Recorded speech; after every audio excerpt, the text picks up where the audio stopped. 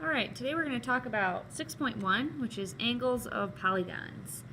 So we want to find and use the sum of the measure of the interior and the exterior angles of different polygons. So a diagonal in a polygon is a segment of the polygon that connects any two non-consecutive vertices. So let's say I have this as my polygon. Anything that kind of cuts through the middle there is considered a diagonal. If you go right along the side, connecting two consecutive vertices, that's just an edge. So anything that cuts in the middle is a diagonal there. So we have a couple formulas. The sum of the interior angle measures of an n-sided convex polygon is n minus 2 times 180. So that means if it's 10 sides, you put a 10 in there. If it's 4 sides, you put a 4 in here. And then the exterior angle measures of a polygon always equal 360 no matter how many sides it has. So our first example says find the sum of the measures of the interior angles of a convex nonagon. So first of all, nonagon has 9 sides. Okay, so I'm not even going to try to draw a 9-sided figure because that's very difficult. But we can use our formula here if we're going to find the sum of the interior angles. I'm using this n minus 2 times 180. So this would become 9 minus 2 because I have 9 sides. So that's going to be 7 times 180, which gives us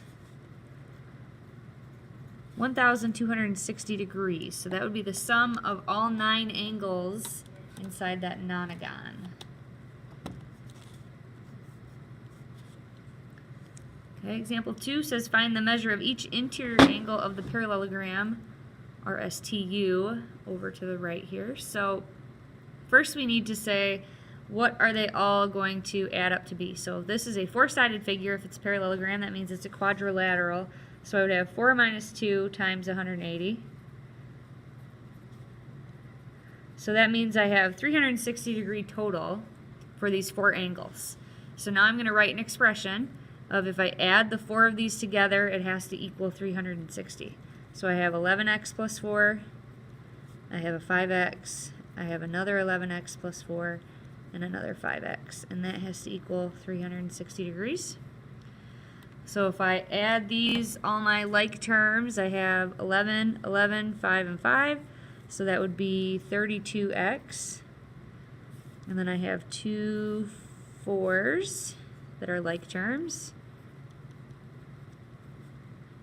So now I'm going to solve this. If I subtract 8, that's going to give me, and then I'm going to have to divide. So this is the 352. Divide both sides by 32. And we get x equals 11. Okay, now always go back and reread what the problem is actually asking us for, because it didn't ask us to find x.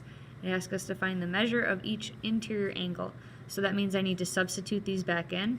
So if I plug it in here, substitute in for this x, angle R and angle T would both equal 55 degrees from doing 11 times 5. So there's 2 of the angles. Angle S and angle U would equal how many? So if I do 11 times 11, that's 121, plus 4 would be 125. So there is what it was actually asking me for. Okay, example 3 says we have a mall that is designed so that 5 walkways meet at the food court that is in the shape of a regular pentagon. So this is kind of the diagram of that off to the right. Find the measure of one of the interior angles. So since it is a regular pentagon, that means all sides and all angles are equal. So these angles are all going to be equal to each other. So first we're going to find the sum of all of them. So I have a 5-sided figure. This is coming from that n minus 2 times 180. So I have 3 times 180 is 540 degrees would be the total. So that's the sum of the angles. So now if I want to know what one of them would be, I'm going to take that 540 degrees divided by 5 angles that we have, and that gives me 108 degrees each. Each angle would be 108 degrees in this diagram. Okay, 2 more examples. Example 4, the measure of an interior angle of a regular polygon is 150 degrees. Find the number of sides. So we have one interior angle is equal to 150, but we don't know how many sides we have here. So let's kind of come up with a formula for that. If kind of like what we did up here, I used my original formula for the sum, and then I divided by how many sides I have. So I'm going to do kind of the same thing here. I'm going to start with n minus 2 times 180, and we're going to divide by the number of sides. So the number of sides, since we don't know what that is, that's what we're using n for. And that has to be equal to 150. Now I'm going to solve this equation. So we can do some distributing on the top, but the first thing I'm going to do is I'm going to get rid of this n that's on the bottom here in the denominator. I'm going to do that by multiplying both sides by n. So when I do that, that cancels out on this side. And now I can distribute here also. So I have 180n minus 360. And now I'm going to solve this. So if I subtract 180 from both sides, 180n, that gives me negative 360 equals 30n. And then I would, negative 30n. Divide both sides by negative 30.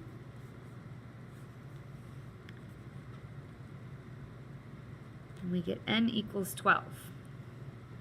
So that means our figure, if we go back and reread, find the number of sides in the polygon, we are looking at a 12-sided polygon here.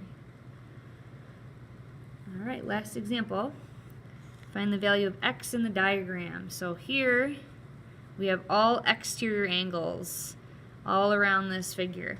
All the exterior angles always add up to 360. So I'm going to write an expression that adds all of these together and set it equal to 360. So if I start here and go clockwise, 5x plus 5, don't want that to look like a negative on there.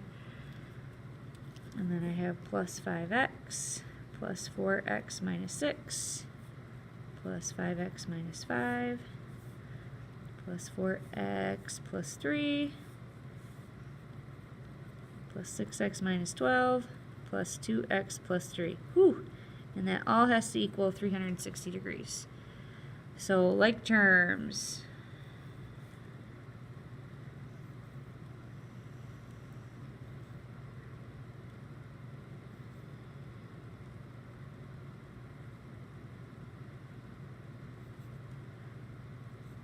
Alright, so we want to add all those together.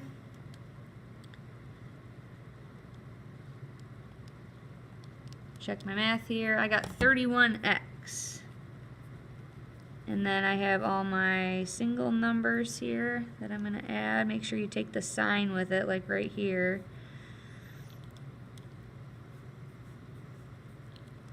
So I have a 5, negative 6, negative 5, positive 3, negative 12, positive 3. So I got negative 12 for those. Equals 360 degrees.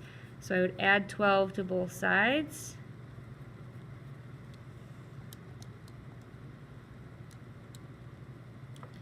And divide by 31, and you get x equals 12. Find the value of x in the diagram. That is exactly what we were looking for, so we are done.